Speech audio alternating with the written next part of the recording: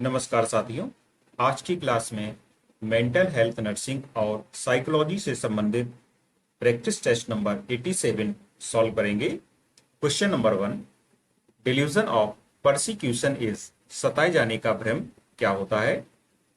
Believing that peoples are talking about them, believing someone is out to harm them, believing they are very powerful, believing they are being watched by God.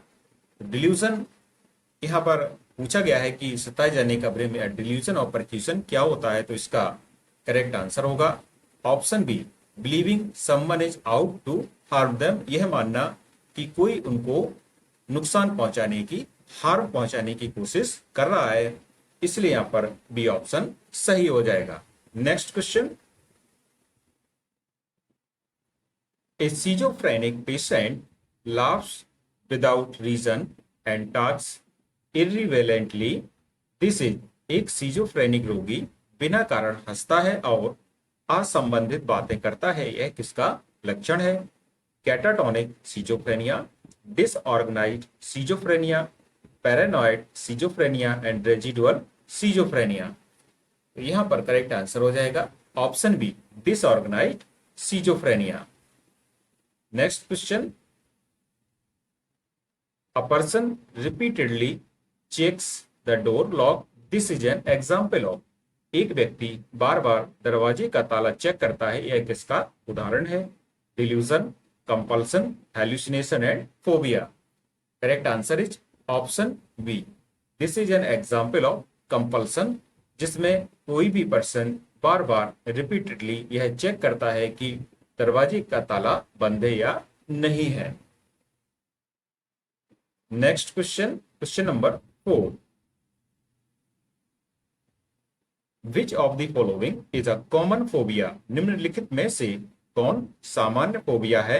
एगेरोफोबिया, delusion, akathisia and hallucination. Correct answer is option A, agoraphobia. Agoraphobia एक सामान्य प्रकार का phobia होता है जिसमें भीड़ भाड़ वाली जगहों से डर लगता है व्यक्ति को, या खुली जगह से भी डर लग सकता है इसमें। तो इस प्रकार से यहाँ पर यह एक सामान्य फोबिया होता है, कॉमन फोबिया होता है। Next question, schizophrenia is best described as, schizophrenia को सबसे अच्छा कैसे परिभाषित किया जा सकता है? Mood disorder, thought disorder, behaviour disorder and personality disorder. Correct answer होगा इसका ऑप्शन बी, थॉट डिसऑर्डर। विचार विकृति इसमें हो जाती है। तो सीजोफ्रेनिया मेनली जो सोचने, समझने और व्यवहार करने से संबंधित होता है, लेकिन यहाँ पर कुछ और पूछा गया है कि बेस्ट डिस्क्राइब, सीजोफ्रेनिया को सबसे अच्छा परिभाषित करना हो तो यह होता है thought disorder. So the correct answer is option B. Next, the first line drug for OCD is, OCD के लिए पहली पंक्ति की दवा क्या है? Obsessive compulsive disorder, fluoxetine, haloperidol, lithium and diazepam.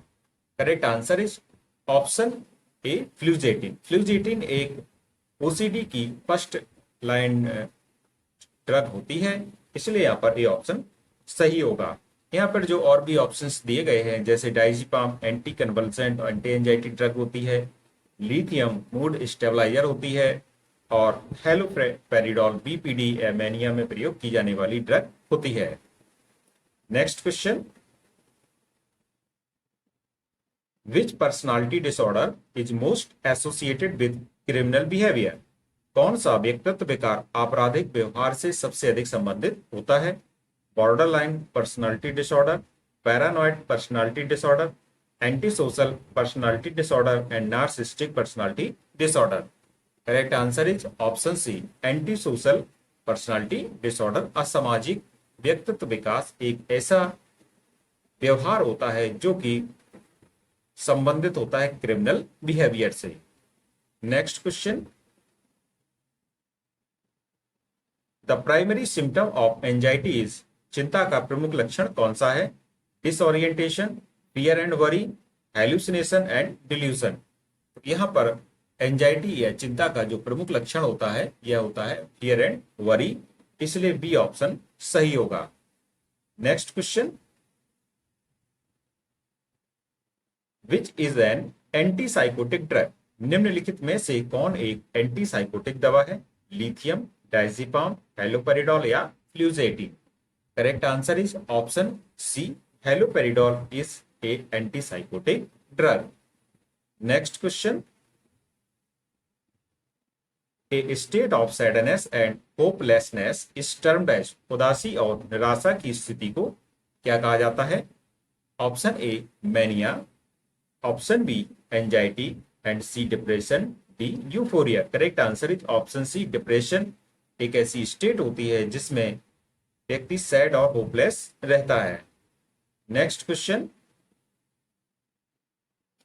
Electroconvulsive therapy ECT is most commonly used for? Schizophrenia, mania, depression, OCD.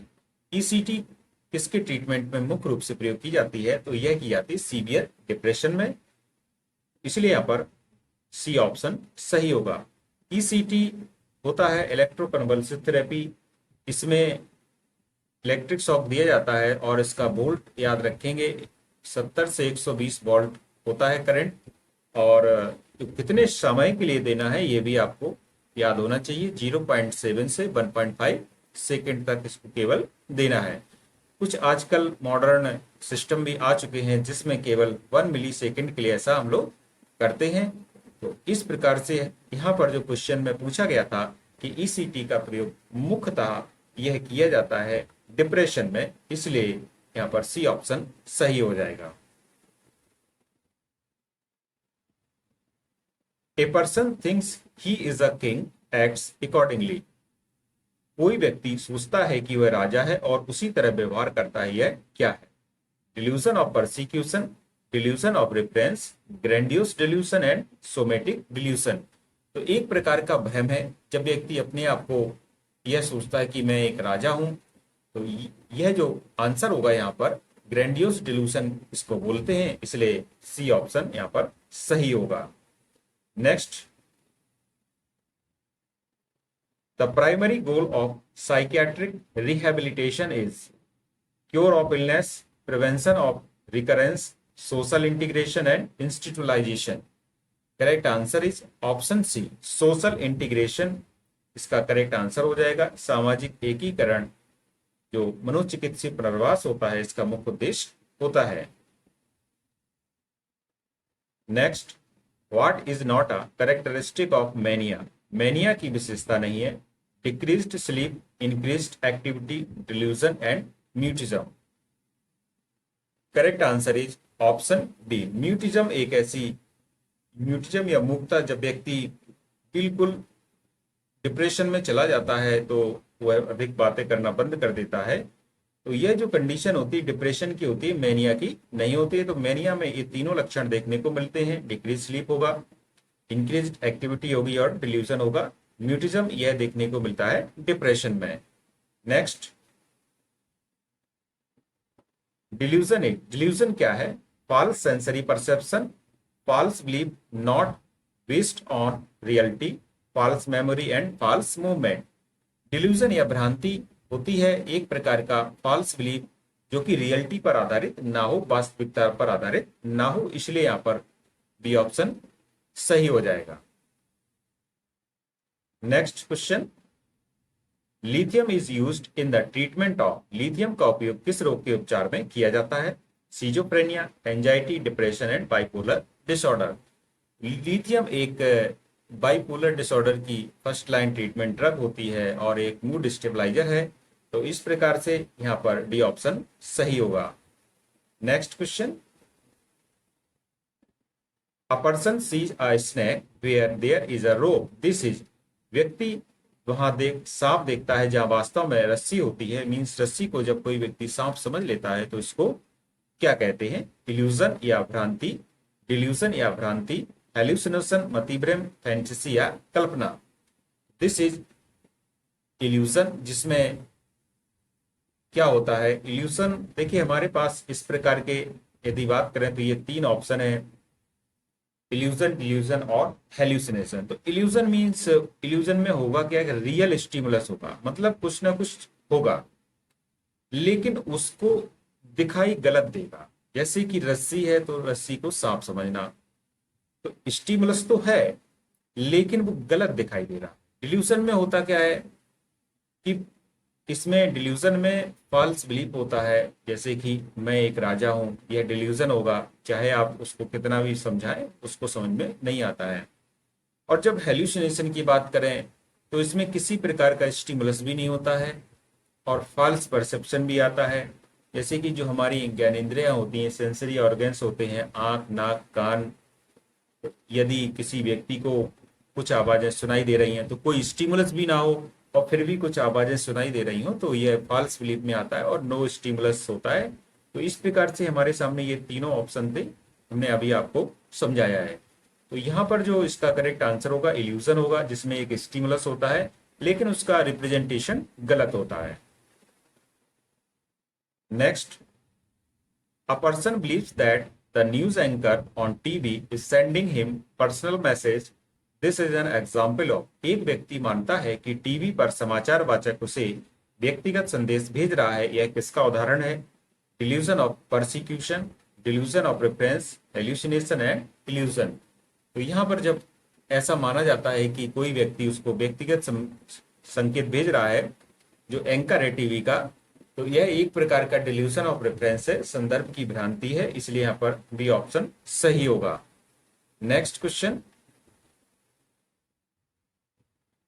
Drug used for alcohol deterrents, शराब से दूर रखने के लिए उपयोग की जाने वाली दवा है chlordiazepoxide, disulfiram, naltrexone and diazepam. Correct answer is option B, disulfiram एक ऐसी ड्रग होती है जो अल्कोहल डेटरेंस के लिए प्रयोग की जाती है।